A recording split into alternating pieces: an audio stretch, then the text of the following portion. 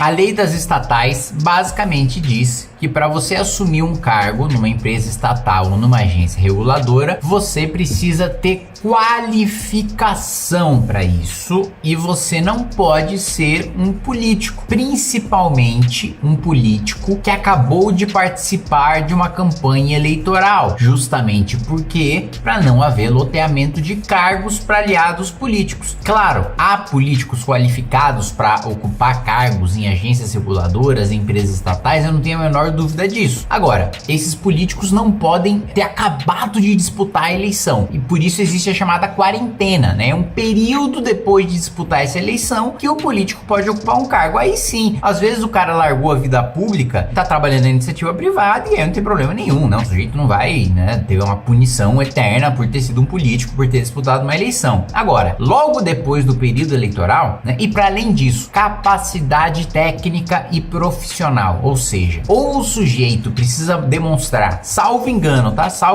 10 anos de experiência, né, naquele ramo específico da agência reguladora ou da empresa estatal, ou ele precisa ter qualificação, né, acadêmica, né, ser graduado, mestre, doutor, enfim, precisa ter experiência, precisa ter capacidade. Eu já conversei com alguns servidores que trabalhavam, né, em agências reguladoras antes da lei das estatais. E eles dizem que o loteamento, né, de políticos era tão bizarro que você conversava com sujeitos absolutamente incapazes, que não entendiam absolutamente nada do setor. Era um escárnio, assim, o cara chegava, não tinha a menor noção do que estava fazendo, né, deixava todo o trabalho para os servidores, no final só tomava decisões com base em lobby. Qual que era a pressão ou qual que era a maior mala de dinheiro que entregavam para ele. É um sujeito que não tinha a menor condição de discutir tecnicamente aquilo que era levado para ele. E o Lula, né, como não teve maioria, né,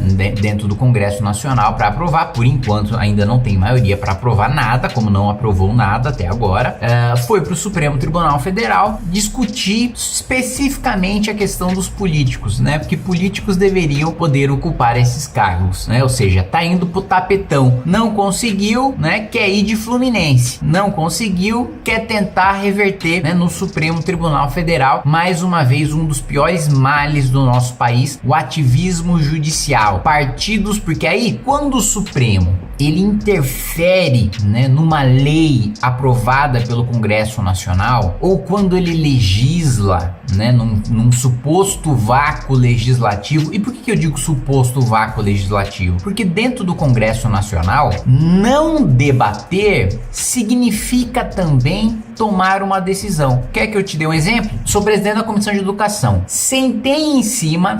Então ele é? Não pautei, não deixei votar a revogação do novo ensino médio, porque para mim o novo ensino médio é um avanço. Flexibilizar a grade curricular, permitir que o sujeito possa escolher a grade que mais lhe agrada é um avanço. Então eu decidi não pautar para que sequer seja votado. Isso poderia, pelo Supremo, ser considerado uma omissão do parlamento, ser considerado um vácuo legislativo, mas não, foi uma decisão política tomada pelo Congresso Nacional na figura do seu presidente da comissão da Câmara dos Deputados, da Comissão de Educação, né? Não debater no Congresso Nacional muitas vezes significa sim tomar decisões. Mas aí o que o Supremo utiliza de argumento? Ah não, mas foi um partido político, são os próprios políticos que provocam. Mas quem são esses políticos que provocam o Supremo Tribunal Federal, que acionam o Supremo Tribunal Federal para ele interferir? São aqueles que perdem as votações e eles sempre vão acionar, porque eles estão pouco se lixando para a legalidade. Eles só querem vencer a matéria no mérito sem se importar com a formalidade, que faz parte do Estado Democrático de Direito. No Estado Democrático de Direito, respeitando as garantias e direitos fundamentais, a maioria decide, a maioria governa, a maioria legisla e ponto final. Agora não,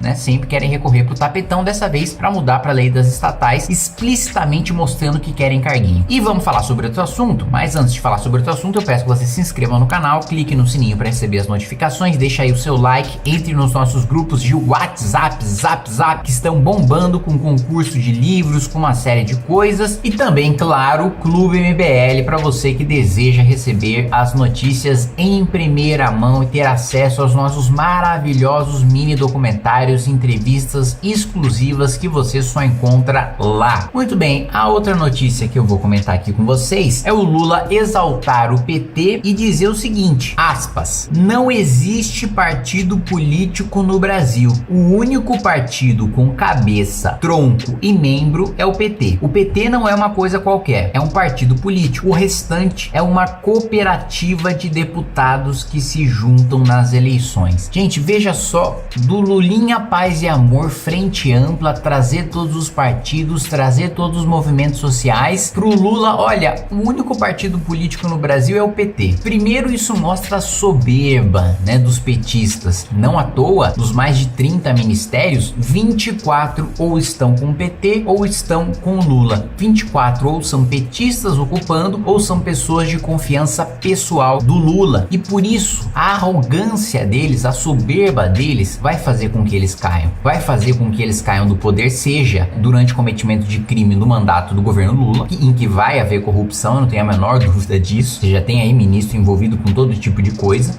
você já tem aí loteamento de cargo pra gente duvidosa, seja nas eleições, porque essa soberba já fez com que o PT passasse aí 4, 8, sei lá, já nem me lembro, um mês de trabalho legislativo sem aprovar absolutamente nada por não ter maioria, nem medida provisória de reorganização de ministério, que é uma coisa assim que o parlamento dificilmente contesta, né? Porque o governo tem o direito de organizar a esplanada dos ministérios como bem entender, né? O parlamento, claro, pode e deve legalmente dar a sua opinião, mas em regra o parlamento ele pega bastante leve com a criação, com a junção de ministérios, porque fala, bom, o governo acabou de ganhar, ele governa, né? A estrutura do executivo ele desenha como bem entender. É claro que tem coisas polêmicas que aí são debatidas dentro do Congresso Nacional e às vezes o governo enfrenta resistência, mas em regra é uma coisa muito simples e muito leve de se aprovar. Aliás, para quem nunca ouviu a militância petista, o coro dos petistas é partido é dos trabalhadores, ou seja, partido mesmo é o PT, o resto não. Olha, eu concordo até em parte com o Lula de que a maior parte dos partidos do Brasil, eles não têm ideologia, né? São realmente agremiação de pessoas para disputar o poder e que não tem um programa ideológico nenhum. Agora, dizer que só o PT tem programa, dizer que só o PT é partido, isso primeiro, ainda que fosse verdade, ainda que o PT fosse o único partido com programa no país, o que é mentira, ainda assim, quando você quer governar, meu amigo, tem um desgaste desse à toa, de graça, para jogar para uma militância petista que você já vai ter, não importa o que você faça, não importa o que você diga, é de uma burrice, de uma arrogância enorme, e mostra como eles são hegemônicos, como eles não querem dar espaço. PSOL, PCdoB, PDT, MDB, PSD, todo mundo que tá lá, parte fiel do governo, não interessa, não é nem partido político, é só uma galera que a gente usa aqui para governar, mas partido político é só o PT mesmo. Isso mostra a mentalidade totalitária, né, do PT, autoritária, hegemônica,